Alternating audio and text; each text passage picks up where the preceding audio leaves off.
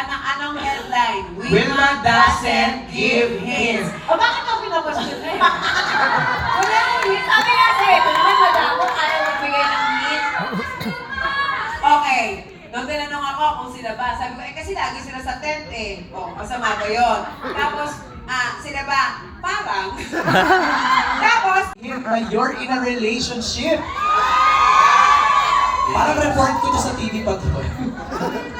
With Paolo. Nakita ko to. Headline bukas, ngayon ang broadcast. Ito si Miss Wilma. Be, maling show yun. Yung sinabi mong yun. Mali ba yun? Ano Oo, ba yun? maling show yun, Be. Pero okay lang. Anong masasabi mo rito? Maling show ba yun? Yes, Ba Be. yun? Pero love Kulang kita. na kasi ngayon ni Kulang. Oh, yeah. Mali pala. Siyempre kay MJ tayo. Ayan! MJ for life. O ano mo na masasabi mo doon na binuking ni Wilma nag-hint? Buti pa siya alam niya. ay, Wilma doesn't give hints. Oh, ano kayo? Kayo ang gulo-gulo nyo. Tapos, Explain mo, explain. diba? Okay. Anong headline? Wilma doesn't give hints. O bakit ako pinapasyon na yun? Wala akong hint. Sabi kasi, ito naman madamo, kaya magbigay ng hint. Okay. Nung tinanong ako kung sila ba, sabi ko, kasi lagi sila sa tent eh. O, masama ba yun? Tapos, sila ba? Parang. Tapos, yun yun. Tapos yung nag-headline, Wilma doesn't give hint. So, hindi yun totoo. Wilma doesn't send. Doesn't nga, di ba? Actually, si Miss Wilma, ano talaga siya?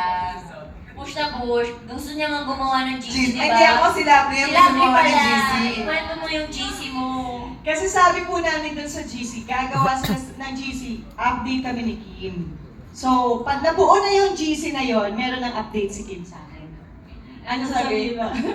Kami na! Karan! Pero wala pa kasi GC. Wala pang GC, so wala pa po kami ma-update. Alright. Nag-alright na lang ako, no? Okay, next question. Pero magalit, MJ. Mali No, pa rin binabasa ko sinabi kasi itong tagline. ang ganda rin itong next question. Ang ganda, mula kay Chad na Manila Feed. Since yung title parang talks about ghosting sa relationship, na-experience nyo na ba na biglang nag-disappear ang partner nyo at ano naging effect nito sa inyo? Kahit sino sa cast, meron ba naka-experience nun? Diyos me, dalawa nga yung anak ko, di ba? Ah, Nag-ghosting ako. ay, Disappear. oh. I have 2 children. I have Ashana and Svetana. That's it. I move on with my life and my children's beautiful. So minsan, pag feeling mo ghosting ka, nasasaktan ka, okay lang yun. Kasi you deserve someone better. So nag-ghosting ako ng twice, iniwan ako, nag-disappear talaga as in. And then I found my last love. O, di better. Buti na lang, ghosting nila ako. Hindi ko makilala si Bebe Love. Kaya okay lang yan, girl! Eto na ang siya na Hindi naman sila nag-ghost. Nagpaalam naman sila.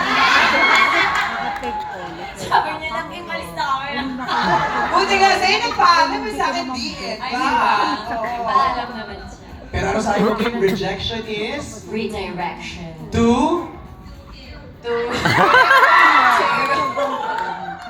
anybody else from the cast naka-experience nun?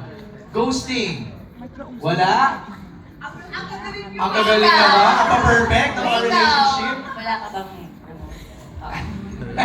Di ba online siya na Wala na? O, wala na, Chad. Dalawa na. Direction! Nagpaalam din daw siya. Paalam. Mas magandang siya nagpapaalam. Ano nang ghosting mo sa set eh? Nawawala naman bigla si Karina sa sa set. Bumabalik naman. Babalik naman, Wala babalik pang naman. paalam. Okay, next set of questions from Goldwyn Reviews for Kim and Pao. If there's something na kaya nyong mag-disappear ngayon or bukas, ano yung something na yon at bakit? si Goldwyn? So it's something that you want to disappear, like tomorrow. Ano yung, is it a material thing? Or anything, no? Anything. Something na gusto ko mag-disappear. Bukas. Siyempre lahat ng sadness, lahat ng Pain. pain, gusto ko maalis na yun para happy na lang. Pero hindi ka naman magiging tao kung hindi ka nakakaramdam ng pain. So wala na lang. Pao? Sa akin parang ganun rin in general. Siguro yung mga pain na nararamdaman ng mga Paras tayo sa Mahihirap din. Sana, kung pwede lang mawala at pwedeng tanggalin. But ika nga sabi ni Kim, kailangan nating pagdaanan yan because Yes, because it's part of being human. yes, tsaka growth. Correct. Uy, maganda yung question, can you scroll it down?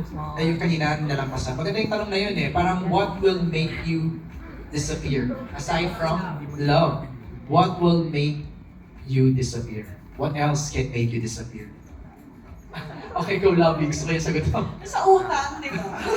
Pag may utang ka, parang ayoko na. Disappear na lang ako. Disappear na lang ako.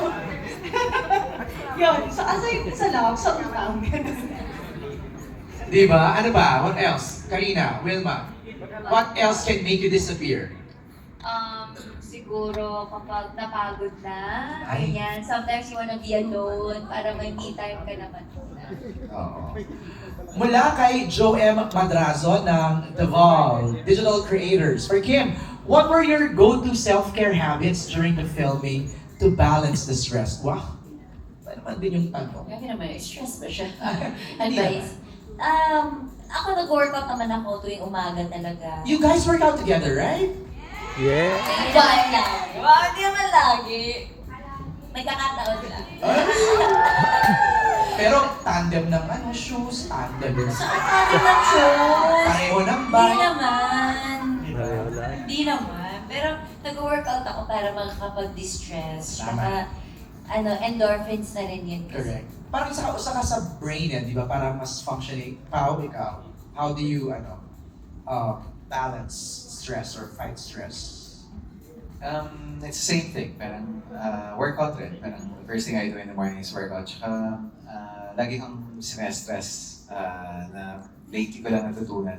Okay palang balansehin yung work tsaka yung pahinga.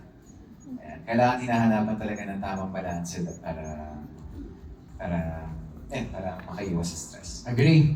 What advice would you give, Pao, to people going through heartbreak? Siguro yung advice ko sa mga may pinagdadaanan ngayon is it's not the end of the world. Parang minsan iniisip natin katapusan na ng lahat pero habang pinagpapatuloy natin yung buhay natin, mas nagkakaroon tayo ng mas nakakahanap tayo ng mas mabubuting at mas magagandang mga bagay na dumarating sa buhay natin. So, it's not the end of the world. And there's always something to look forward to. Saka just go through it, no? Parang kung heartbreak, sige, sulking sadness, di ba? Tapos after nun, laban lang, ika nga ni Wilma. Ito maganda, from John Bueno of kumagkao.com for Kim. Kim, you and Pao are very experienced now when it comes to love. What do you think is the reason why people should not give up on it and still have a relationship? Grabe naman yung sobrang experience. Ilan naman jowa ko, dalawa lang sila. Uy, walang comparison. Pero, ano nga ba yung tanong? Ano, what do you think is the reason why people should not give Give up? up on love. That's right. Kasi, di ba, love naman ay isang bagay na nararamdaman natin na hindi siya nabibili, tsaka hindi siya nabibigay. Di ba, kahit sobrang trabaho mo, sobrang mabait kang tao, hindi naman siya kusang binibigay, in-experience siya. Tsaka part siya ng pagkatao natin, na kapag nagmahal tayo, masaya tayo, kapag nagmahal tayo, malungkot tayo, ang daming nabibigay sa atin na emotions that makes us human. So, Lord,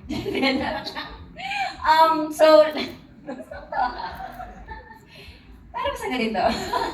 Hindi lang dapat sukuan yung love, huwag mag-close ng any doors. Dahil kung hindi man siya dumating ngayon, malay niyo bukas, or malay niyo katabi Ayun. lang. Hindi natin alam eh. Ang daming sinasabi ng love sa atin na pinapa-experience sa atin and sinasabuhay din natin. No, like you. Nakita namin sa'yo. I mean, we all saw you go through heartbreak, pero you didn't give up. Hindi naman dapat talaga sukuan ng love. Kasi kaya nga siya ginawa para i-experience, hindi para i-block. Okay. I have a question, Pao and Kim. Did you expect that you guys will be this close?